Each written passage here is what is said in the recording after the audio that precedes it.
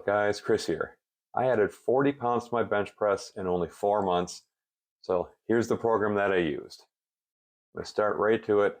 It's 3 days a week. I'm doing a full body workout, but I'm only going to tell you what I did for my chest.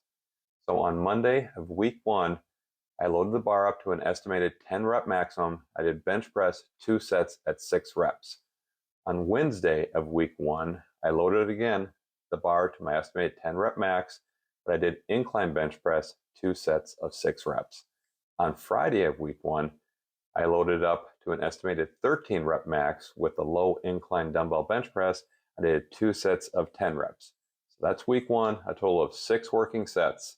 If you think that's too little, wait, it will increase in time. Now on to week number 2 here. On Monday, same load as last time. I bench pressed 2 sets at 7 reps, and I did a unilateral cable press, 1 set of 30 reps, and I stopped 3 reps from failure.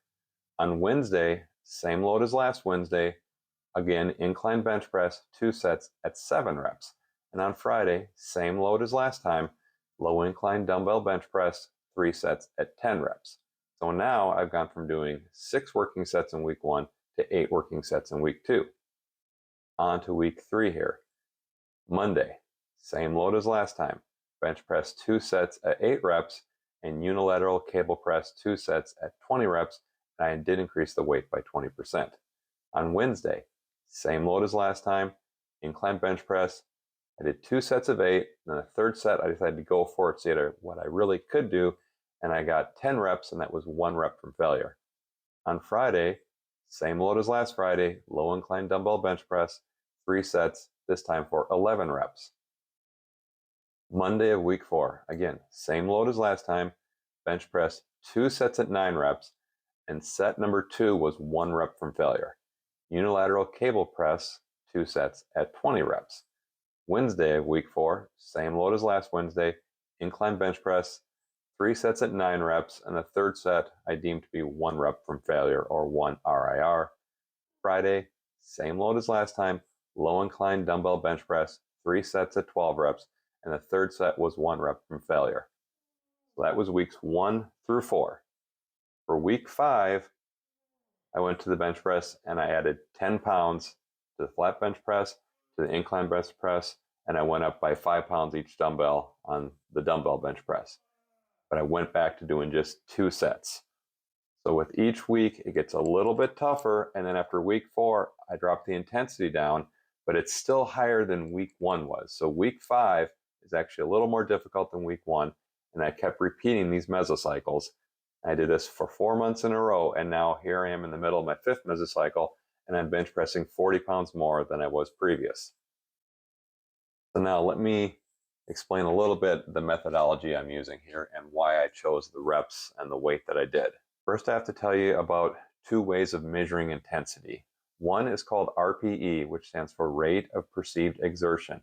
It goes on a 1 to 10 scale, with 1 being the easiest and 10 being the toughest. So if you did a set and rated it as an RPE of 10, this would mean you could not do 1 more rep at all. And an RPE of 8 would mean you could do 2 more reps. There's another way of measuring intensity. It's called RIR, and it stands for reps in reserve. It's kind of the opposite of RPE. So an RIR of 2 would mean you could have done 2 more reps.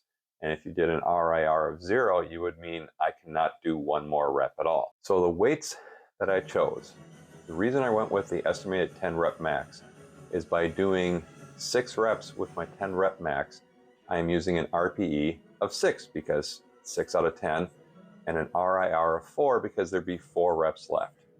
In week 2, it goes to 7 out of 10. Week 3, it's 8 out of 10. And week 4, it's 9 out of 10, or an RIR of 1. See, every week it got a little bit tougher, so I increased the intensity by doing more reps, and I also added more sets to it. I started out with 6 total working sets because from the literature and what I can read, basically that seems to be about the minimum maintenance level that there is for a given body part. Another thing, you absolutely have to have a training journal. I record down all my workouts here, so when I'm doing a new workout, say I'm coming into the Friday, I can look back, see what I did last Friday, and if last Friday the sets were, 10 reps, I know I need to do 11 reps. And I'll write that down, that the goal is to get 11 reps. Now, you don't necessarily have to use a notebook.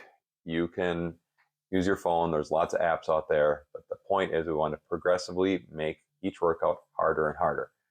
Also, because you're writing down the sets, you have feedback here. So you begin to know, maybe I'm doing too much or maybe I'm doing too little. If anything, underestimate what your 10 rep max is if you don't actually know it. The reason being, if you overestimate it and where you're actually doing sets with what in reality is your 8 rep max, in the middle of week 3, you're going to hit failure. And where do you go from there? You're going to either have to keep the weight same or maybe decrease the weight because really you chose too heavy of a weight. The only danger of choosing too light of a weight is that you get through the entire mesocycle of weeks 1, 2, 3, and 4. You get your 9 reps on the bench press at the end, and it was somewhat easy. Well, we can always throw in one more rep and take that one to failure in week 4 to get an idea of how much weight should we jump up when we do mesocycle number 2 or week 5. If you're supposed to end with 3 sets of 9 reps and your third set you got 11, maybe 12, you can probably pretty comfortably shoot for maybe a 15 to 20 pound jump. But if the last set of the 9 reps was incredibly hard, you can stick with a 5 or 10 pound jump next week. Because quite frankly, if you can bench, just to pull a number out of thin air, 100 pounds for 9 reps, you can probably do 105 or 110 pounds for 6 reps because all we did was increase the weight by 10% and you dropped your reps by 33%. The reason I started with 6 working sets in week 1 is I'm fairly confident that 6 working sets is not the max that I can do in a given week and still progress to week 2.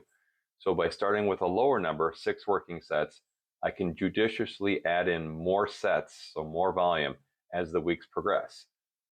By the time I got to the end of my 4th mesocycle, I was doing a total of 14 working sets for my chest. So I did 5 working sets on Monday, 5 on Wednesday, and then on Friday I just wasn't feeling it, so I only did 4 working sets for the last week of the mesocycle number 4.